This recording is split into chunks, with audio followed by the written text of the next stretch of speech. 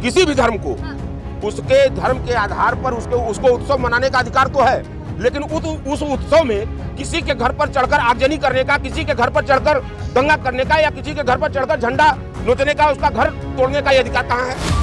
Already संरक्षण प्राप्त police के द्वारा ही वो सब कार्यक्रम बहराइच में हो रहे थे। पुलिस मुख्य दर्शक वहाँ बैठी थी, वहीं चल रही, उन्हीं लोग को संरक्षण दे रही थी।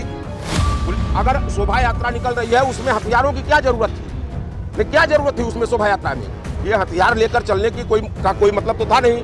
आप इसको जानिए कि यह जो भी प्लांटेड है ये बीजेपी द्वारा प्लांटेड है, आरएसएस द्वारा प्लांटेड है। प्रधानमंत्री जब बोलता है कि शहीदों के नाम पर वोट कौन देगा, तो जब इस तरह की बात इस देश का प्रधानमंत्री बोले कि शहीदों के नाम पर वोट चाहिए, तो बताइए उस देश में क्या स्थिति हो सकती है? अब ये जनता को समझना पड़ेगा। चुनाव का ही मुद्दा है और कोई मुद्दा नहीं है। जब चुनाव किसी स्टेट का आता है तो भाजपा अपना एक नैरेटिव तैयार करती है। वो हिंदू मुस्लिम इतनी बढ़िया खुराक उसकी है कि बिना इस खुराक के भाजपा इस देश में चुनाव लड़ ही नहीं सकती। देखिए, भाजपा की जो रणनीति है वह चुनाव को एक राजनीतिक प्रक्रिया से न जोड़कर आज के समय में भाजपा पूरी की पूरी राजनीति जो है वो दंगा आधारित राजनीति बन चुकी है। सिर्फ दंगा के आधार पर, हिंदू मुस्लिम के आधार पर, धर्म और जाति के आधार पर ही चुनाव बीजेपी लड़ती है। 2 स्टेटों का चुनाव है, महाराष्ट्र और झारखंड। अब चूंकि बीजेपी के पास कोई और मुद्दा रह नहीं गया है जनता के बीच में जाने के लिए, मात्र एक उनके पास मुद्दा बचता है, क्या? हिंदू मुस्लिम और दंगा।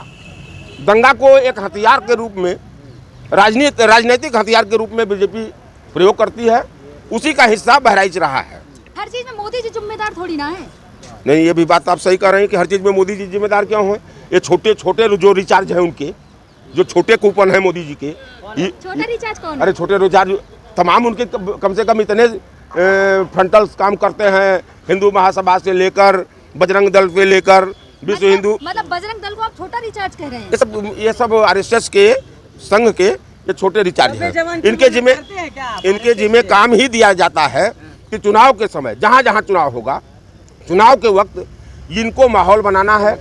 अगर उस चुनाव में कहीं 10-5 लोगों की जान मरवा कर भी राजनीति करना हो तो बीजेपी के लिए बहुत बड़ी चीज़ नहीं होती है। बीजेपी ये काम कराती रहती है।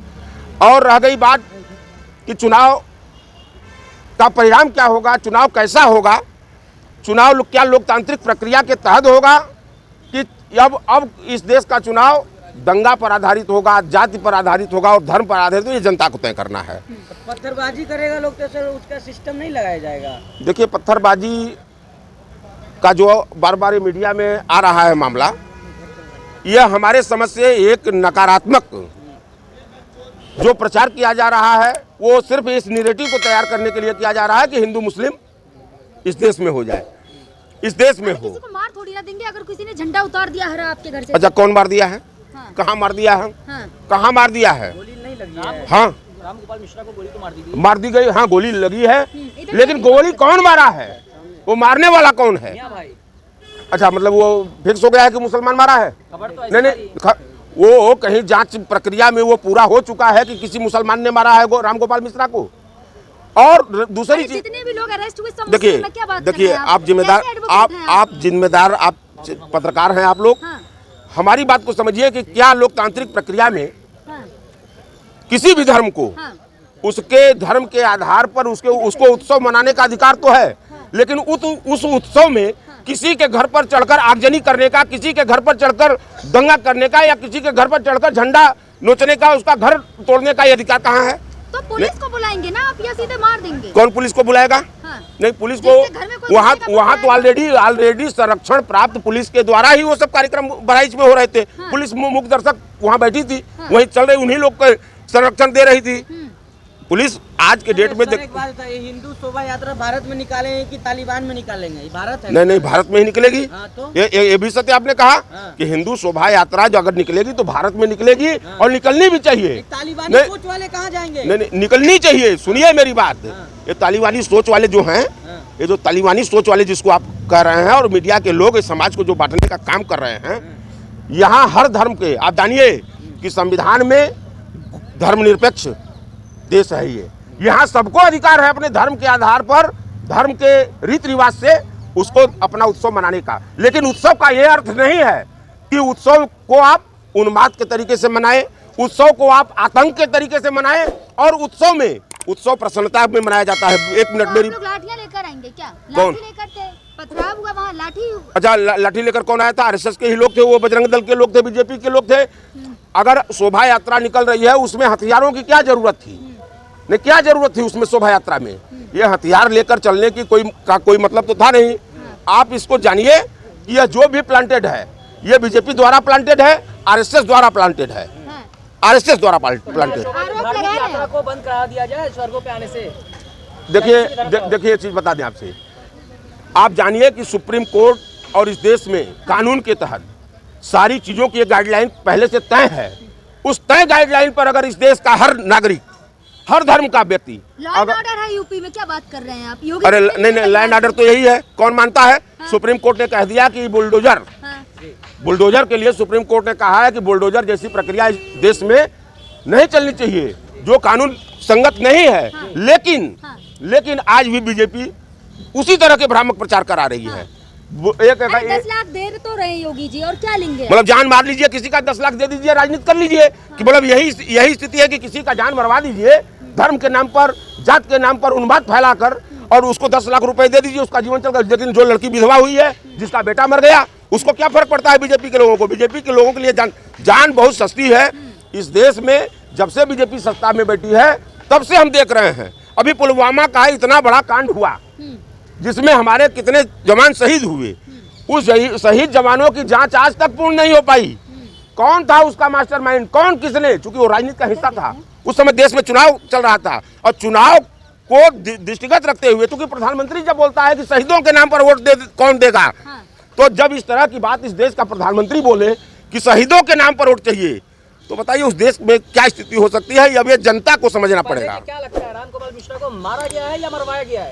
राम गोपाल मिश्रा को अगर सत्यता देखी जाए, मेरे समझ से मृत्यु तो उसकी हुई है, संवेदना हमारी है उसके प्रति, नहीं होना चाहिए। लेकिन जिस तरीके से वह किसी के घर पर किसके कहने पर चढ़ा, किसके कहने पर वह घर पर चढ़कर आगजनी, जैसी वो आगजनी हम उसको कह रहे हैं, किसी के घर पर चढ़कर किसी की दीवार गिरा देना, किसी का घर गिरा देना और उसके बाद उसके झंडे को गिरा देना, यह किसी न किसी सह पर हुआ है। और सह देने वाले कौन है आप भी जानते हैं। सह देने वाली सीधे बीजेपी और आरएसएस के लोग हैं। क्या लगा चुनाव को देखते हुए ये सब हुआ? सिर्फ चुनाव का ही मुद्दा है और कोई मुद्दा नहीं है। जब चुनाव किसी स्टेट का आता है तो भाजपा अपना एक नैरेटिव तैयार करती है। वो हिंदू मुस्लिम इतनी बढ़िया खुराक उसकी है कि बिना इस खुराक के भाजपा इस देश में चुनाव लड़ ही नहीं सकती। क्या राम गोपाल मिश्रा का खून पानी था कि चुनाव जीतने के लिए इस तरह का दंगा कराया? एकदम, मतलब कितने लोगों को नहीं, बीजेपी जब से सत्ता में आई है तब से कितने लोगों को उसने काल के गाल में घुसा दिया, कितने लोगों को मरवा दिया। आज तक क्या हुआ? सिर्फ अंत में बात आती है कि 10 लाख रुपया हमने दे दिया, 20 लाख रुपया। तो 20 लाख रुपए में एक जान मरवा कर अगर राजनीति की रोटी सेकी जा सकती है। मोदी जी कहते हैं कि मैं हिंदू मुस्लिम नहीं करता, जिस दिन हिंदू मुस्लिम करूंगा संन्यास ले लूंगा। देखिए मोदी जी इस देश के, मतलब ये मान लिया जाए कि हरिश्चंद्र के 6वीं औलाद हैं, हरिश्चंद्र के औलाद हैं। वो एक सत्य बोलते हैं, बाकी देश झूठ बोलता है। मोदी जी जब भी मुंह खोलते हैं, योगी जी जब भी मुंह खोलते हैं तो अपने मुंह से झूठ के सिवा कुछ बोल ही नहीं सकते। जी अब आगे क्या होगा बहराइच में?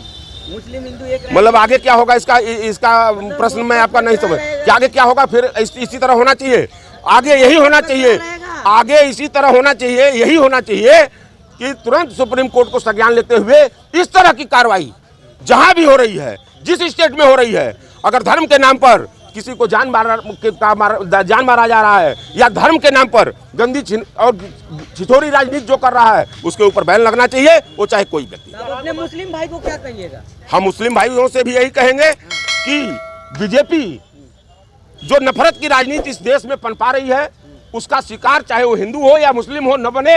अपने बच्चों को शिक्षित बनाइए, अपने बच्चों को शिक्षा दीजिए। और धार्मिक होना कोई गुनाह नहीं है, हर धर्म की अपनी एक विशेषता है। लेकिन धर्म के नाम पर उन्माद जो करते हैं, चाहे वो किसी धर्म के लोग हों, चाहे जिस धर्म के लोग हों, उन्माद फैलाना बंद करें। उस धर्म के नाम पर किसी की जान मारना बंद करें।